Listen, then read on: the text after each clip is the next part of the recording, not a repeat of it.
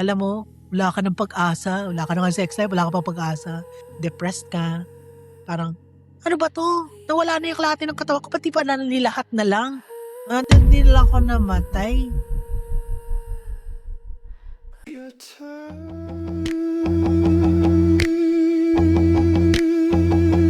your story, your turn. Yung first few days ko after na lumabas sa hospital, realizing na I'm wearing diapers without shorts. Realizing na I'm holding the grills of the window looking outside. Yung mga taong naglalakad bumibili sa tindahan and then they come and go. Parang little by little parang, ano ba 'to? Sisirain ko ba yung future ko o kailangan kong ilaban yung future ko? I have to make a decision. Tas eto na yung mga grupo ng mga mga alter egos ko, "Di, kaya mo yan. Di, alam mo, wala ka ng pag-asa, wala ka na ngang sex life, wala ka pang pag-asa."